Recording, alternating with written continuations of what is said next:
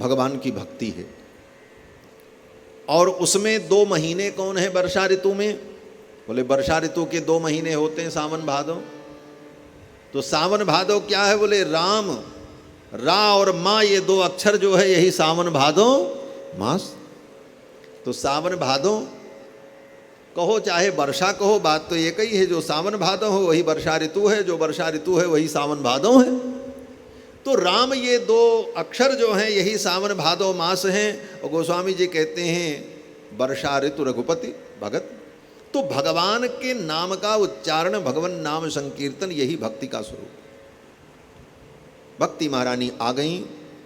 नाथेति नामानि मुहुर्वदन्ति। लोगों ने पूछा ये कहाँ से आई, कैसे आई?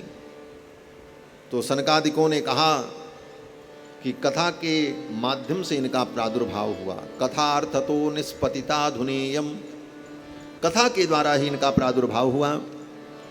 भक्ति महारानी ने कहा हम कहाँ बैठे, हमको कोई स्थान तो मिले, क्योंकि आपके यहाँ बहुत भीड़ है। जितनी सीट है सब श्रोताओं ने कैप्चर कर लिया है, हमारे लिए तो कोई जगह ही नहीं, हम कहाँ बैठे। भक्ति महारानी ने कहा आपके यहाँ इतनी भीड़ और जितनी जगह है सब फुल है, अब हम कहाँ बैठे हैं, हमारे लिए आपने कोई स्थान खाली रखा है? तो सनकादिकों ने कहा हाँ आपके लिए स्थान खाली है। बोले कहाँ बैठे? तो सनकादिकों ने कहा ये जितने श्रोता कथा सुन रहे हैं इनके हृदय में जाकर के आप बैठ जाओ। सनकादिकों ने यही कहा हे भक्ति महारानी, निरंतरम वैष्णव मानसानी, ये वैष्णव जो भगवान के भक्त कथा सुन रहे हैं इनके मन में जाकर के, इनके हृदय में जाकर के बैठ जाओ। भक्ति महारानी उन श्रोताओं के हृदय में जाकर के बैठ गई। भक्ति महारानी जब उनके हृदय में बैठ गई तब क्या हुआ? तो सूत जी कहते महाराज जिसके हृदय में भगवान की भक्ति आकर के बैठ जाए वो तो धन्य हो गया। बोले धन्य हो गया? बोले हाँ। बोले सकल भुवन मध्य निर्धनास्तेपि धन्याः। धन्य शब्द का शाब्दिक अर्थ होता है जिसके पास धन हो उसको कहते हैं धन्य। शब्द का यही अर्थ है। लोग कहते हैं महाराज हम तो धन्य धन्य हो गए। धन्य का शाब्दिक अर्थ तो यही है जिसके पास धन हो उसको कहते हैं धन्य। लेकिन जब हम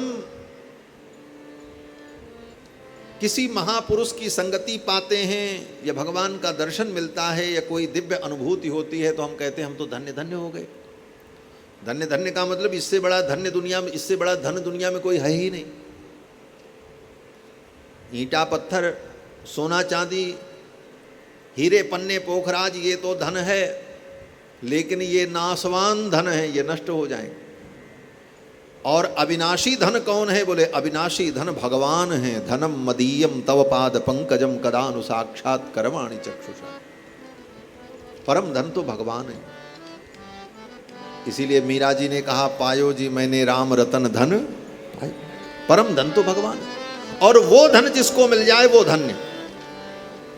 इस अर्थ में यहां पर सनकादिक कहते हैं कि सकल भुवन मध्य निर्धनास्तेपि धन्याः। वो निर्धन भी धन्य है। निवसति हृदय येषां श्री हरेर भक्ति रेखा। जिसके हृदय में भगवान की भक्ति आकर के निवास करने लग जाए वो व्यक्ति धन्य है। क्यों धन्य है? बोले भक्ति आ गई तो अब क्या होगा? बोले अब कोई और आएगा। बोले अब कौन आएगा?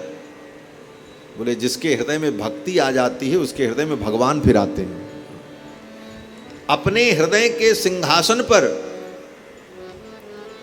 भक्ति का आस्तरण बिछाओ, भक्ति का आसन बिछाओ और हृदय रूपी सिंहासन में भक्ति का जब बिस्तर लग गया तो गोविंद आकर के बैठ जाएंगे। अब भगवान आएंगे।